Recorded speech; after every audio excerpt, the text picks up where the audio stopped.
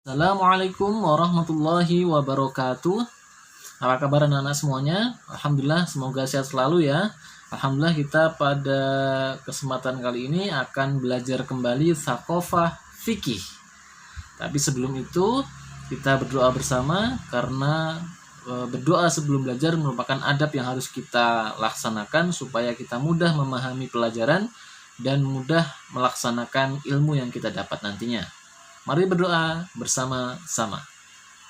أعوذ بالله من الشيطان الرجيم بسم الله الرحمن الرحيم اللهم انفعنا بما علمتنا وعلمنا ما ينفعنا وزدنا علما نافعا ربي زدنا علما وارزقنا فهما برحمتك يا أرحم الراحمين.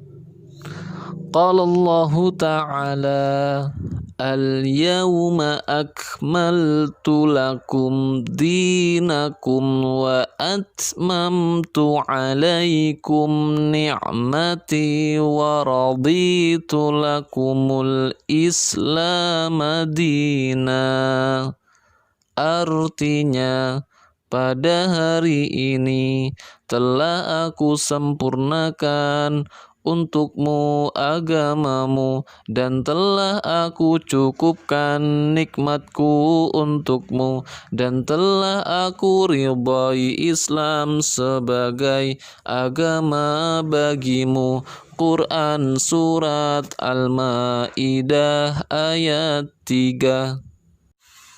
Pertemuan sebelumnya kita sudah belajar tentang berbakti kepada kedua orang tua ya. Pastinya antum sudah laksanakan di rumah, sudah kemudian berbakti kepada orang tua. Ustadz jamin, insya Allah antum orang yang soleh dan solihah ya. Barakallah. Nah, pertemuan kali ini kita akan belajar tentang makna baligh dan konsekuensinya. Baligh itu berasal dari kata balagha yang artinya sampai. Maksudnya baligh adalah orang yang sudah sampai usianya, sudah dewasa, sudah punya akal yang sempurna. Jadi, orang yang sudah baligh itu sudah sempurna akalnya, sudah Allah berikan kemampuan untuk menimbang mana yang baik, mana yang buruk, untuk menimbang mana yang benar, mana yang salah. Itu akalnya sudah sempurna, sudah kemudian sampai usianya. Dan orang yang sudah balik disebut juga orang mukallaf, yaitu orang yang sudah dibebani hukum oleh Allah Subhanahu wa ta'ala. Nah, sekarang apa sih Ustadz tanda-tanda seseorang itu sudah balik? Jangan-jangan saya sudah balik, jangan-jangan saya belum balik. Nah, yang mana nih yang benar? Nah, makanya ada 3 tanda seseorang itu sudah baligh. Kalau salah satu di antara ketiga itu sudah ada, maka dijamin dia sudah baligh. Apa ketiga tanda baligh tersebut? Ini dia. Yang pertama, sudah berumur 15 tahun. 15 tahun. Jadi kalau dia sudah berumur 15 tahun, sudah pasti dia sudah baligh. Sudah pasti akalnya sudah sempurna. Sudah pasti usianya sudah disebut dewasa dalam Islam. Walaupun mungkin dia belum mimpi basah, walaupun mungkin dia belum menstruasi, tapi kalau usianya sudah 15 tahun, maka dia sudah baligh. Dan hitungan 15 tahun itu tidak dihitung dari kalender Masehi, tapi dihitung dari kalender Hijriyah, yaitu tahun-tahun Islam. Maka antum lahir tahun berapa, bulan berapa tahun Islamnya, hitung kalau sudah 15 tahun, maka berarti sudah baligh. Itu tanda yang pertama. Yang kedua adalah mimpi basah. Umumnya mimpi basah itu untuk laki-laki, Tetapi mimpi basah terkadang juga ada untuk perempuan. Ada juga perempuan yang mimpi basah. Mimpi basah itu gimana sih Ustadz? Mimpi basah itu mimpi ngompol. Antum udah gede tapi ngompol. Nah, ini namanya mimpi basah. Tapi ngompolnya berbeda. Yang keluar bukan air kencing, tapi air mani namanya. Namanya air mani. Itu yang keluar dan kemudian rasanya juga berbeda.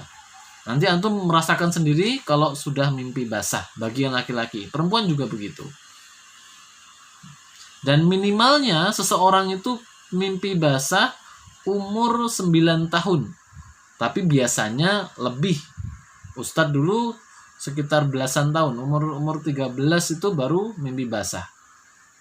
Jadi tergantung Allah ya. Ngasihnya kapan, itu Allah yang lebih tahu kapan waktu mimpi basahnya. Yang ketiga adalah menstruasi atau haid. Ini untuk perempuan saja. Laki-laki nggak ada yang menstruasi ya. Jadi laki-laki nggak bakal mungkin menstruasi. Kalau ada laki-laki yang menstruasi, itu aneh, bin ajaib, nggak akan ada mungkin. Nggak akan mungkin ada. Nah, ini untuk perempuan saja. Perempuan itu punya darah haid. Jadi setiap waktu tertentu itu akan ada siklus haid pada tubuh perempuan. Dan haid itu keluar darah dari kemaluannya. Dan ini minimal umur 9 tahun. Tetapi biasanya lebih. Kalau sudah menstruasi, sudah haid, berarti sudah baligh. Nah, itu tadi 3 tanda balighnya seseorang. Nah, sekarang kalau sudah balik emang kenapa sih Ustadz? Emang apa masalahnya sih Ustadz? Ini, kalau sudah balik dia sudah punya konsekuensi sendiri.